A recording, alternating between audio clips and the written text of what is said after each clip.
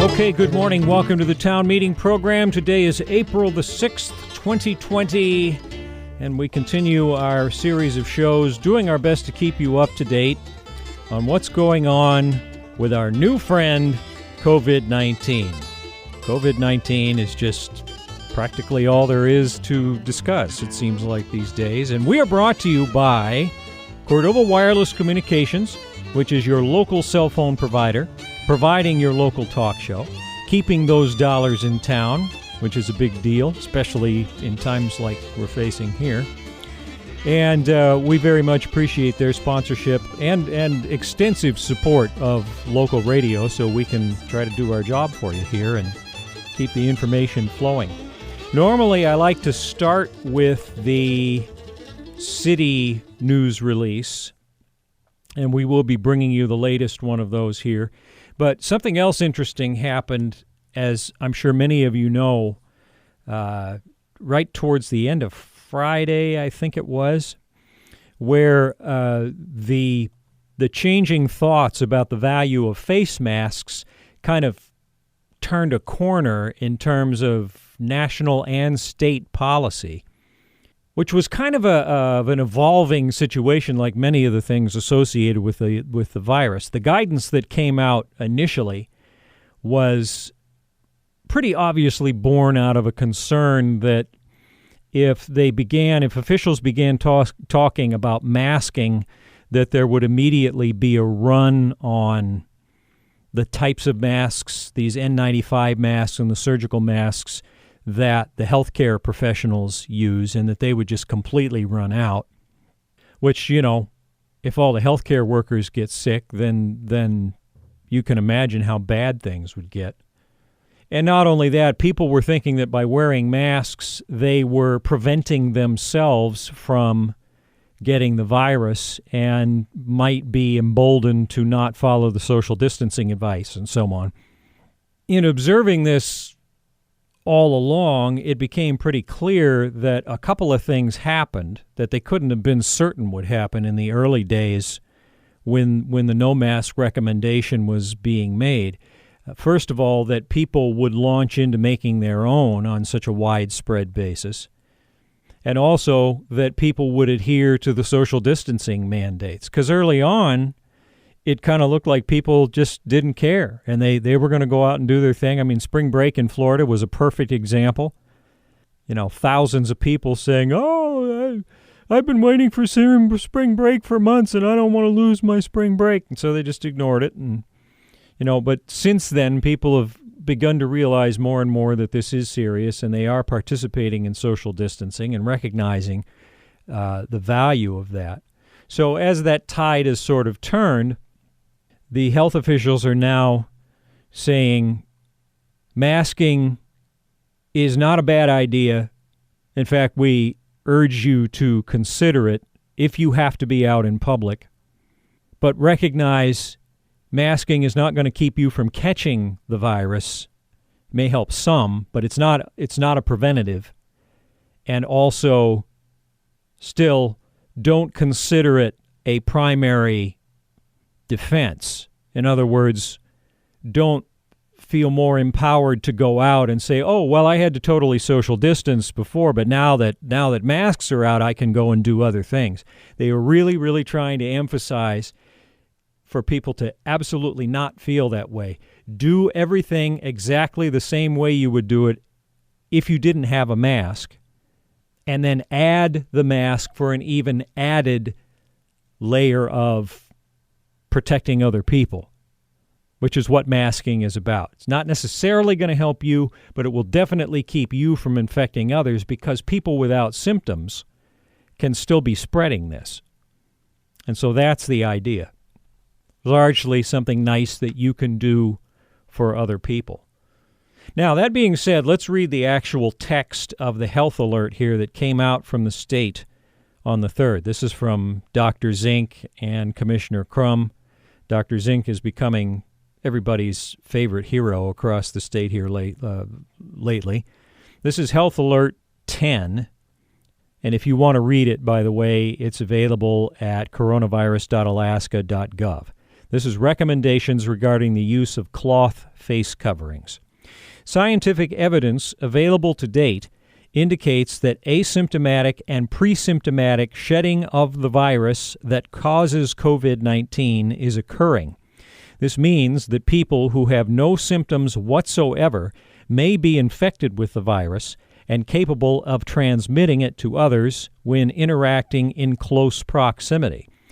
That could include coughing or sneezing, and also just speaking, just talking to each other in close proximity can spread it.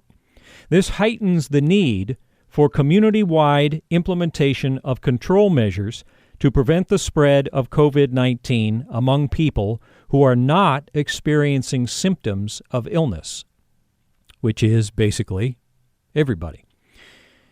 The news release says the primary ways to do this are through social distancing, frequent hand washing, and disinfecting high-touch surfaces. Another tool that may help to minimize the transmission while people are around others outside of their household, for example, at a pharmacy or a grocery store. Another tool is the use of face coverings. Because we're experiencing a nationwide shortage of medical supplies, including face masks, we recommend that Alaskans make their own face coverings and wear them in public settings where other social distancing measures are difficult to maintain. Again, grocery stores, pharmacies, places like that, especially in areas of significant community-based transmission. This recommendation aligns with current national guidance, and then they give a CDC link that you can use to read more about this. Still reading from the news release, the following measures are highly recommended for all Alaskans. First point, wear a cloth face covering in public settings where other social distancing measures are difficult to maintain.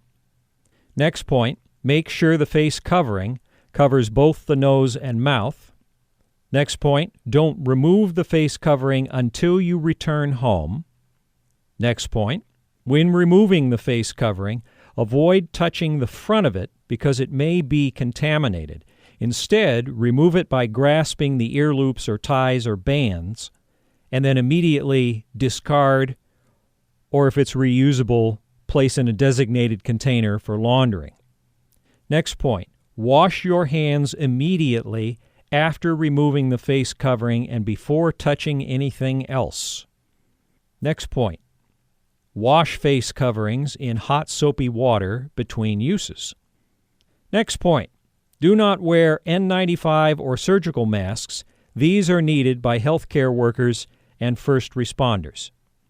Next point, do not rely on face coverings as the primary way to prevent COVID-19 transmission, and be careful to avoid developing a false sense of security through the use of face coverings. Continue to follow social distancing measures, including maintaining at least 6 feet between yourself and others, staying at home, avoiding touching your face, and washing your hands frequently. So again, those are all of the key points. If you want to read them, a reminder again that you can see them at coronavirus.alaska.gov. Now, what is a cloth face covering, according to this news release? A cloth face covering is a material that covers the nose and mouth. It can be secured to the head with ties or straps, or simply wrapped around the lower face, kind of like, the old bank robbers with a bandana. It can be made of a variety of materials such as cotton, silk, or linen. A cloth face covering may be factory-made or sewn by hand, or can be improvised from household items such as scarves, T-shirts, sweatshirts, or towels. For those that would like to be able to make a homemade face covering, cloth face coverings can be fashioned from household items or made at home from common materials at low cost. There are a number of instructional websites and videos that people can refer to for making face coverings. And then it lists a couple of websites. And actually, these two, the YouTube sites mentioned in the news release, are on our Facebook pages if you want to look at either the KLAM or the Eagles. And you'll want to look them up by call letters, KLAM or KCDV, because we posted this Friday as soon as it came out. So if you want to see the links recommended by the state, you can get them there. And again, you can download this news release from coronavirus.alaska.gov. Another question in the news release: how well do face coverings work to prevent the spread of COVID-19? Answer to that: there is limited evidence available on how well cloth face coverings help reduce COVID-19 transmission. Their primary role is to reduce the release of respiratory droplets into the air when someone speaks or coughs or sneezes, including people who have COVID-19 but have no symptoms. Cloth face coverings are not a substitute for physical distancing and washing hands and staying home, especially staying home when you're ill, but they may be helpful when combined with these primary interventions. So there's that guidance again right there. Don't substitute it for what you've already been doing. Just add the mask. Do everything as cautiously as you have been, and just add the mask for a bonus on top of all of that. Next question: how should I care for a cloth face covering? It says, wash your cloth face covering frequently, ideally after each use or at least daily. Have a bag or bin to keep cloth face coverings in until they can be laundered with detergent and hot water and dried on a hot cycle. If you must re-wear your cloth face covering before washing, wash your hands immediately after putting it back on and avoid touching your face. Discard cloth face coverings that no longer cover the nose and mouth, if they've stretched out or have damaged ties or straps, if they can't stay on the face, or if they have holes or tears in the fabric. Now, at the end of the news release, they say here that this is not a mandate. It's a health alert. It's a strong recommendation, so it's not a mandate. Does that mean we shouldn't do it?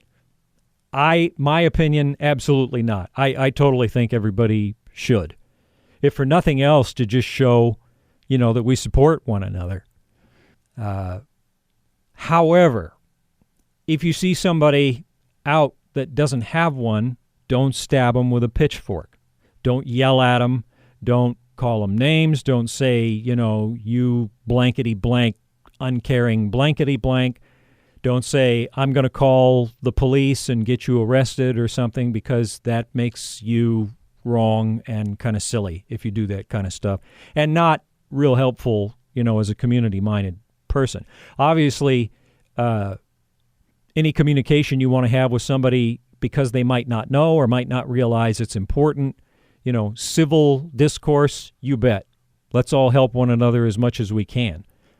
But freaking out on someone is inappropriate. So hope everybody will be able to remember that. Now, moving on to the latest news release from the city. This came out at 5 p.m. April 3rd and still says the city of Cordova COVID-19 confirmed positive case count is 0. Nice.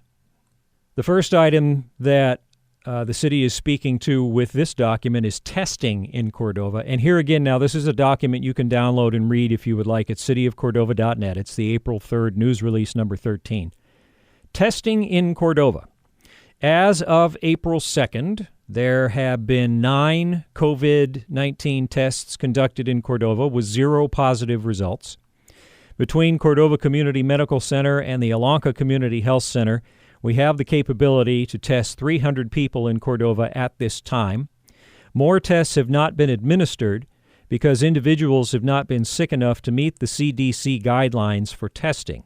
The amount of testing supplies, as well as the lab time to process tests, is limited within the community and the state and the nation. Cordova has requested more tests and is exploring every possible avenue to increase our testing ability in Cordova. An antibody test was considered for purchase by the City Council at an emergency meeting on Friday. Council referred the agenda item to staff to conduct further research on these antibody tests or others like them, and or other avenues for acquiring them. And they'll update the public as soon as they learn of any changes regarding the ability to test. The incident management team, which collaborates with our medical professionals and emergency management teams in Cordova and around the state, feel that the curve has been flatter in Alaska and virus incidence has been fairly low because of social distancing and other steps that tribes and governments, businesses, organizations, and individuals have put into place to protect themselves and their communities. We cannot emphasize enough how critical it is to continue these practices.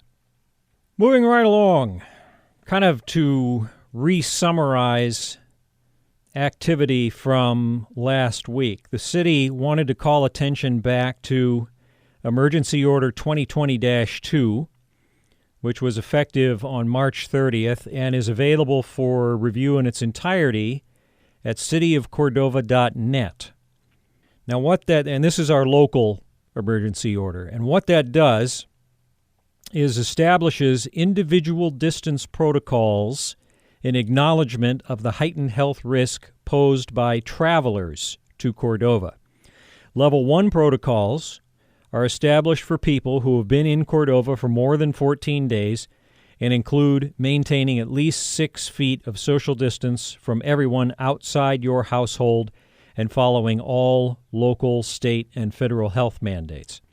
The Level 2 protocols are established for people who have arrived in Cordova from a location inside or outside the state within 14 days, including a 14-day home quarantine, except to travel to and from critical infrastructure work, to obtain services and supplies directly related to the individual's critical workforce position, to obtain personal food and supplies through third-party delivery, and to engage in outdoor physical activity only in areas where they are able to maintain at least 6 feet distance at all times between the individual subject to this rule and all other individuals. And then the third component of that is that individuals who are displaying symptoms of COVID-19 must also self-quarantine in place for a minimum of 14 days, except to seek medical care. And while it's been a little vague, the impression that the local and state mandates give is that if you're symptomatic, to just basically stay on your property. Doesn't mean you can't open the window for fresh air. Doesn't mean you couldn't walk around in your yard. Again, as long as you don't talk to anybody from within 6 feet. But as far as being out and around, they seem to kind of discourage that for people that have symptoms. Kind of goes beyond the Level 2 protocol. Now, another thing Emergency Order 2020-2 does is it requires all vessels and operators, vessels/operators. I guess a vessel can't sign an agreement, but I digress.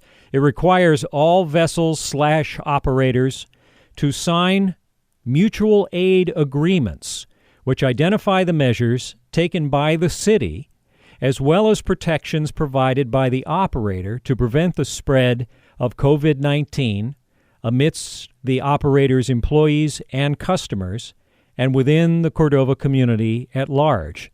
It also binds the undersigned to agree to follow state and city mandates and orders, including 14-day self-quarantine upon arrival in Cordova, and to take responsibility for their crew or employees to do the same. These agreements should be available in their entirety by now on the city website. It requires local businesses open to more than 5 customers at one time at a physical site within the city to adopt and post a COVID-19 protective measures and policies sign or something on site detailing measures taken by that business to protect employees and customers from COVID-19 exposure. And then the other thing the local emergency order does is establishes temporary operation rules for the conduct of city business, including provisions for electronic meetings, suspension of non-essential city meetings, adjustment of facility hours and usage, deferral of payments, and provisions for employee work rules. So that's the emergency order section of this most recent news release. Again, the document is available for you to download from cityofcordova.net if you want to read it or share it. And I think this would be a good point again to emphasize how important the sharing of this information with people you know is. Because as we've said before, people are more likely to listen to a friend than a government official. That's just human nature. And the more people that know what's expected of them coming into Cordova, the better the chances that people are going to comply. You'll at least, buttheads are going to be buttheads, and you do your best with them. But you at least cut down by sharing this information with people, as many people as possible. You cut down on the number of people that would come in not knowing what the requirements are, which is a possibility. If somebody isn't active on social media or doesn't pay that much attention to the news, they may not really realize the severity of it. But either way, butthead prevention or just helping people to be sure they know what's going on, the more you share this by calling people, emailing, Facebooking, tell them about the links, the state and the local links, tell them everything you can. And again, if they don't have a smartphone, pull it up on your computer and read it to them. Just read it to them right verbatim, right off your screen. The more people that do that really make the effort to take advantage of this quarantine time and reach out to people that aren't here yet, the better the chances of us succeeding. Which, again, is not to say that you don't pursue legal remedies you feel need to be pursued. But if you're doing that, also reach out to your friends. And, if you're one of the people, by the way, that thinks people from outside shouldn't be coming in for the fishery, step up and tell them that. Don't rely on just on mandates. If you want to try to get mandates in place, certainly do that. Everybody's got a right to do that. But if you really believe that's what's best, step up to the plate and contact people and say, I really think for the good of the town, you should consider not coming. Because if it's an important enough message to deliver to a person you think should not be coming in, doesn't that also make it an important enough message for you to deliver to somebody personally? Or is this going to be one of the things where someone says, well, people should know that, but I'm too scared to tell them that personally. It's too embarrassing for me. They won't like me anymore. So I want a mandate, or I want the government to do it or something. If it matters, you can take responsibility for that personally, if that's something that you consider to be important. So I hope, whatever it is you think that needs to be shared with folks outside, that all of us will do that on our own. Now, next section of this news release from the city that came out April 3rd is processor plans. This has been a big area of interest.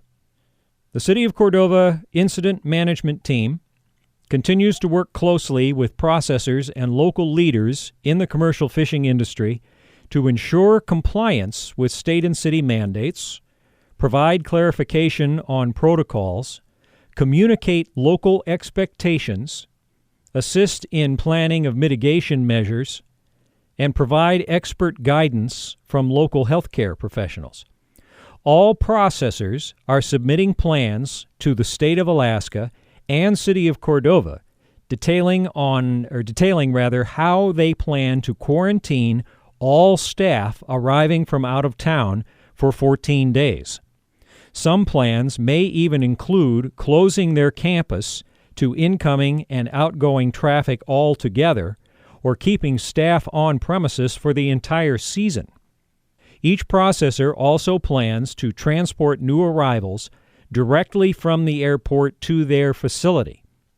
While they will still be allowed to work during their quarantine, newly arrived staff will remain on property and separate from the local workforce during this time. Many processors are instituting health pre-screenings before potential employees board aircraft to Cordova, and regular or daily health screenings, including temperature checks while working. Additionally, the City of Cordova has clarified the following mitigation expectations. Groceries and supplies for quarantine staff will be available by delivery only. Social distancing of 6 feet must be exercised outside of work hours as per the city mandate. Safety policy and procedures need to be in place for office, facility, and contracted staff. They have to create social distancing in the facility as much as possible. All employees need to be educated on social hygiene measures regarding COVID-19. They have to put up clear signage regarding COVID-19 in common areas. Protocol on reporting illness should be clear to all employees, and that means calling CCMC or Elanca immediately to report illness, providing time for their staff to get their personal protective equipment on before the arrival. That's the same guidance that everybody in town has been told about, and what this document says is that the processors are required to make sure that's clear to all their employees. It says cleaning procedures should be increased in all common areas. And finally, isolation quarantine areas need to be set up and available on site for potentially ill workers. So it sounds pretty solid, and we'll continue to learn more about that as it evolves, I'm sure, in the visits with the mayor and with the incident management team. As for the Commercial Fishing Task Force, this document says there are still many questions surrounding how to adequately communicate rules, protocols, best practices, and guidance to the broader fleet of commercial fishers who enter Cordova annually. For this reason, and to increase open two-way communication between those within Cordova's commercial fishing industry and the city on COVID-19 related issues, the City of Cordova's Incident Management Team established a commercial fishing task force comprised of fishing industry leaders from Cordova District Fishermen United, Copper River Prince William Sound Marketing Association, local processors, and Cordova citizens with knowledge and experience in the industry. And this group will begin meeting regularly this week. That's the Commercial Fishing Task Force. Now, as far as keeping Cordova informed, a reminder again that daily radio updates will happen weekdays. Mayor Clay Copeland and other members of the City of Cordova COVID-19 Incident Management Team will participate with me in a daily COVID-19 radio update that can be heard on the Eagle and the KLAM at 1 p.m., 5 p.m., and 8 p.m. every Monday through Friday. This short program will include frequently asked questions and answers, as well as pertinent local, state, and federal updates on COVID-19 status and planning. And we'll be archiving all these radio updates on our Cordova TV YouTube channel, which is youtube.com/Cordova TV. In addition to those daily updates, a special FAQ session will be broadcast Fridays with questions and answers gathered from those sent to the cordovaprepared@yahoo.com email account.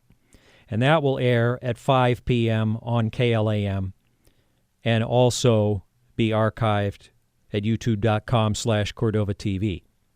So those are the two new things that we're adding and archiving in addition to this show. The daily updates with the mayor and the frequently asked questions sessions with members of the team. And if you have a question that you would like to have included and answered there, send them to cordovaprepared@yahoo.com. And they could come up during one of my short visits with the mayor or during the longer visits with the team. But that's the way to get the answers to those questions. Send it to that address so they can find the proper answer and then be able to pass that along. Which, again, really is a better system than having officials wing it, say, in live Q&A, which I know some people have expressed interest in, although I recently I haven't seen much demand for that. There was some initial, before more information was getting out, people were saying, we need to have a town hall, a live Q&A town hall kind of thing. And this really, a pandemic really is not the best place to have officials winging their answers. It's better to get a question, be able to find the pertinent details, make sure that the answer that you give lines up with the state and local and federal guidelines, whatever, and be able to answer you in an informed fashion. And your questions, by the way, to CordovaPrepared@yahoo.com aren't just going to get answered on shows like this. They're going to send you a direct answer via email, too. But the advantage of sending your question there, another advantage is that that question might get answered for everybody through one of these programs. Other items in terms of information flow from the city include the weekly news briefings. The City of Cordova's COVID-19 Incident Management Team will continue to host live stream press briefings each Friday at 4. Those are streamed live and archived afterwards at the City YouTube channel, which you can access through cityofcordova.net. There's a link for it there. And then infographics. The Public Information Team is developing a series of topical infographics, which are graphic visual representations of information, data, and knowledge intended to present information quickly and clearly. And these will be released to the public as soon as they're produced, and wisely, they invite the community to share them around. And when they go up, if I see one, I'll definitely notify you through all of our channels, and we'll go over them on this show. In other news from the state, a quick note from the state troopers that they released recently, pledging to remain actively engaged in providing public safety services throughout Alaska. They say, while we're out doing our part, we're asking for your help as well. By staying at home, you're keeping all of us healthier. If you must go out in public, exercise social distancing and abide by all health mandates. The intention of the mandates is to caution Alaskans of the seriousness of our situation and to curb the rapid spread of COVID-19. The troopers go on to say, we know this is hard on all Alaskans. It isn't easy being cooped up. We're all in this together, and we'll get through this together. Know that your troopers sincerely appreciate those that are following the health mandates and guidelines that have been issued. Also, one other thing, and, we've been going on long enough, I don't think I'll read the whole thing. And I don't even know if it impacts us, because I don't know if Raven flies here anymore. I never checked, but Raven announced yesterday on the 5th that they're doing a total shutdown. They had done a major reduction. They'd shut down like 90% of their operations, and they had, I think, 30 aircraft. They'd gone down to 3. And they're saying now that they're parking all the aircraft, stopping all operations and laying everybody off, and actually petitioning for Chapter 11 so they can wait and see what kind of federal support they'll get. So again, I don't know if that impacts us or not, but I mean, if you use them anywhere in the state, be aware that they have, that they've completely shut down. So, with that, we're going to call it good for today. Again, we will have our briefing with the mayor. First play is at 1 p.m., second is at 5, third one is at 8. We'll continue to do our talk shows. We'll continue to do those weekly FAQ sessions.